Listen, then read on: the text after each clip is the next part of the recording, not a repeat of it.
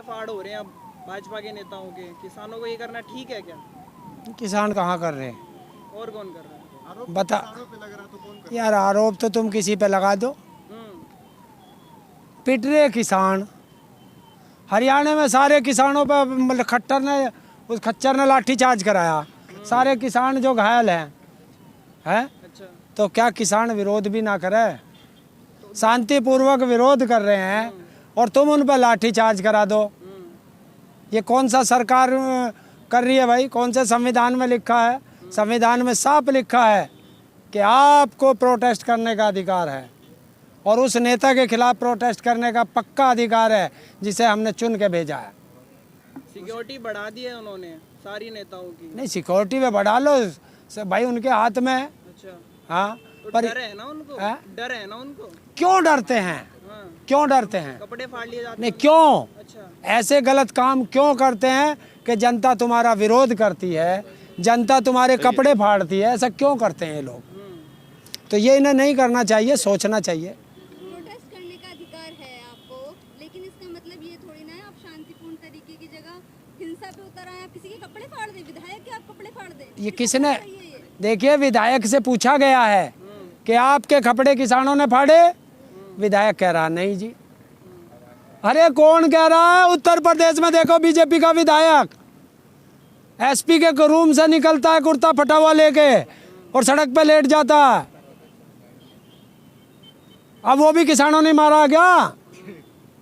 उसे भी लगा दो किसानों के नाम। राकेश टिकैत जी ने कहा इस आंदोलन को शाहीन बाग वाला आंदोलन न समझे सरकार। हाँ, पक्की बात है कि जिस तरह शाहीन बाग के आंदोलन को कोरोना का डर दिखा के उठा दिया गया था, हमने तो बहुत पहले आपको बताया नहीं था, हमने तो बहुत पहले आपको बता दिया था। और अब तो हमारे बड़े नेताओं का आ गया आदेश। तो कोरोना को उसका पालन नहीं करोगे? उसका क्या देश का? उन्होंने कहा है कोरोना के सारे प्रोटोकॉल पूरे किए जाएंगे, लेकिन आंदोलन नहीं उठेगा। और अगर आंदोलन को छेड़ने की कोशिश की गई तो परिणाम सरकार भुगतेगी। क्या होगा? हैं? क्या हो सकता है? क्या होगा? 1857 की क्रांति? तो हिंसा फिर से बढ़ेगी ना? नहीं, 1857 में क्रांति हिंसा कहाँ हुई थी? पूरा दिल्ली बंद हो जाएगा तो दिक्कत तो होगी ना? क्या हमें क्या दिक्कत हो रही है? आपको नहीं होगी, दिल्ली वासियों को तो होगी। जब दिल्ली बंद हो जाएगी तो फिर काहे की तुझे दिक्कत हो जाएगी भाई? अच्छा, सारे तो घर में बंद हो जाओगे, काहे की दिक्कत होगी? खाने पीने की, आने जाने, नौकरी व पेशा लोग तो उनको तो दिक्कत होगी। कैसे निकट जाएगा जब सारी धर्मशाला बंद हो जाएंगी? भाई नौकरी पे कैसे चला जाएगा तो वही तो जब कोरोना ना लगे? सरकार का कहना है ये सब। अरे सरकार का तो जने क्या क्या कहना तो सरकार को नहीं मान रहे हो? है? सरकार है कहाँ? अच्छा, अरे 4.5 महीने से ज्यादा हो गए ढूंढते ढूंढते, हमें तो हाथ आई ना। तुम बता दो, बात किससे हुई आपकी? बात किससे हुई? चपरासियों से। तो सरकार को चपरासी बता रहे हो? सरकार से कहाँ हुई हमारी बात अच्छा, ना? बंगाल और आसाम में लगातार जो चुनाव के दौरान ईवीएम पकड़ी गई, बीजेपी के नेता की गाड़ियों में ईवीएम पकड़ी जा रही है, क्या लगता है ये ईवीएम की सारी सरकार को वापस आ जाएगी क्या? देखिए, ईवीएम का तो सारा बड़ा खेल है देश के अंदर। और आपने सुना होगा, एक राजा की जान तोते में बसती थी। इस दाढ़ी वाले महाराज की जो जान है, जो झांसाराम है, आसाराम का छोटा भाई, इनकी जान जो है ईवीएम में है। आज ईवीएम हटा दो बैलेट पेपर पे और बैलेट पेपर पे चुनाव करा दो। राजनीतिक पार्टियां जो हैं आखिर ये चुनाव हारने के बाद ईवीएम पर ठीकरा क्यों फोड़ती हैं? पहले से ही क्यों नहीं ईवीएम का विरोध करके नहीं जाते चुनाव में? हमें जब तक ईवीएम से चुनाव होगा हम चुनाव का बहिष्कार करने नहीं जाएंगे। यार मैं उनसे किससे कह रहा हूँ? सारे राजनीतिक दल एक थैली के चट्टे बट्टे हैं। देश का प्रधानमंत्री को ये पता नहीं कि भाई कौन सा तो पौवा पीवे है, देसी का पीवे है, इंग्लिश का पीवे है, या कहीं भांग भांग के सुल्फे में दम मार ले जब ये भाषण दे। अभी इसकी एक वीडियो रिलीज हुई है, कहीं भोपाल में था, और उस भोपाल में कह रहा है कि 1984 में जब भारतीय जनता पार्टी हारी थी, जिसमें अटल बिहारी वाजपेयी जी भी हारे थे, हमने तो तब ईवीएम का विरोध किया नहीं था। तो इनसे कोई नू पूछा 1984 में कौन सा ईवीएम चल रहा था भाई यहाँ से? अच्छा, आप ईवीएम बोलते हो नहीं यूज करना चाहिए, बैलेट पेपर पे कराओ, देश पीछे नहीं हो जाएगा इससे? क्यों अमेरिका पीछे हो गया? बात अमेरिका की करते हो और मानते हो नहीं? हम कौन सा देश है जो अमीर राष्ट्र कहते हैं देसी भाषा में? कौन से में हो रहा? जापान में हो रहा, कनाडा में हो रहा, इंग्लैंड में हो रहा। जिन देशों ने ईवीएम बनाई उन्होंने तो इस पे भरोसा किया नहीं। जो थकी हुई टेक्नोलॉजी है वो भारत में धकेल दें, और ये ऐसे भांग के नशे में बैठे रहें, दारू पी के फट देसी पकड़ लें, साइन कर दें। अब मोदी जी जवाब देना, खुला तो है राफेल का जिन बाहर आया है। बात क्यों नहीं हो पाती है? केस क्यों नहीं इस पे, मतलब कोई कार्रवाई क्यों नहीं हो पाती है? कौन करे? कौन करे? ऐसे कैसे लोकतंत्र बने? कैसे करें?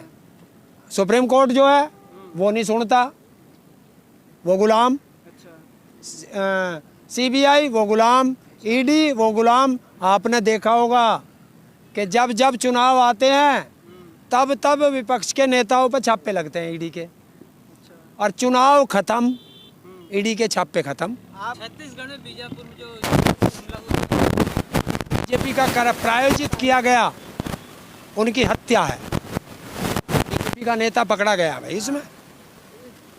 और बीजेपी का 2014 का रणनीतिकार प्रशांत किशोर, जिसने 1-1.5 महीना 2 महीने पहले बता दिया था, और वही हुआ चुनाव के दौरान। अच्छा, हर काम को भाजपा करती है, ये कहना हर बात पे सही है क्या? जब भाजपा के आदमी पकड़े जा रहे हैं और किसे कहूँगा भाई? सरकार तेरी, और कह दूँ विपक्ष को? अरे सरकार ही तो कराएगी। राम मंदिर भी तो बनवा रही है भाजपा। है? अरे यार उस मंदिर में तू चला जा, हमें तो जाना ना। और चीनी कहोगे आप? भाई एक बात तो बता, ये भगवान से बड़े हैं क्या? भगवान का घर इंसान बनाता है कभी? इंसान तो हर टाइम सुबह शाम कहता है भगवान हमें थोड़ा सा खुश रखिए, और ये भगवान को खुश करने में लग रहे, भगवान का घर बना देंगे। तो ये तो भगवान से बड़े हो गए। जनता से कहा था ये चीज क्या कर रहे हैं ना, वो चीज क्या करी उन्होंने। जनता से कहा था कि 2 करोड़ नौकरी देंगे। जनता से कहा था कि रेल नहीं बिकने दूंगा, बेच दी। देश नहीं बिकने दूंगा। आज तो एक एक करके खुद ही बेच के जाऊंगा, तुम्हारे लिए कुछ भी छोड़ के नहीं जाऊंगा। वो तो कहते हैं कि हालात क्या डेवलप होता है भाई? डेवलप भी तो कर रहे हैं। अपना घर गिरवी रख के डेवलप होगा क्या? बता दो। उसमें सुधार कर रहे हैं। क्या सुधार हो जाएगा? जब क्या सुधार हो जाएगा मैं बताऊं? 49% वो थी शेयर उसमें LIC में, और 74% कर दिए तो बिक गया। 74% शेयर बिकेंगे तभी तो वो हिस्सेदारी बनेगा। तुम जैसे को बेवकूफ़ बना रहा है, कभी सोच रहे हो? हैं? आप ही की वजह से तो हुए हैं। वोट तुम देते हो, हम पे बोल देते हो। कि भैया तुम पाकिस्तान गए थे वोट गिरने? अरे तुम जैसो नहीं तो करा ना से मोदी मोदी मोदी मोदी मोदी। आपने भी तो थाली बजाई थी। हैं? आपने भी तो थाली बजाई। हाँ हम भी आगे थे भाई, जब तुम बजा रहे थे थारे तब मैं देख के देख हमने बजा। कोरोना फिर आ गया है। हैं? कोरोना आ गया फिर। देख भाई अब तो पिछवाड़ा ही पिटेगा, हमारे पे थाली तो पिटा ना। अब तो कोई हमें छेड़ेगा उसका पिछवाड़ा पिटेंगे। तो इस बार कोरोना में ये जो रूल इन्होंने फिर से बोला है, दूसरा कॉल आ गया है, तो क्या करने वाले? मध्यावधि चुनाव अच्छा, भारत में लोकसभा के मध्यावधि चुनाव करा दो, क्योंकि बिना जहाँ जहाँ चुनाव होते हैं कोरोना भाग जाता है। तो भैया देश में मध्यावधि लोकसभा के चुनाव होंगे, कोरोना भाग जाएगा। तो उत्तर प्रदेश में अगली साल भागेगा? हैं?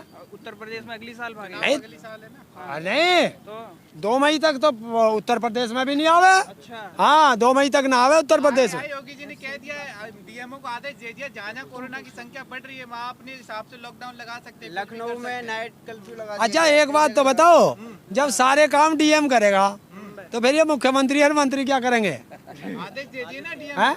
अच्छा ये आपदा को अवसर बना के उसमें नोट खाओगे?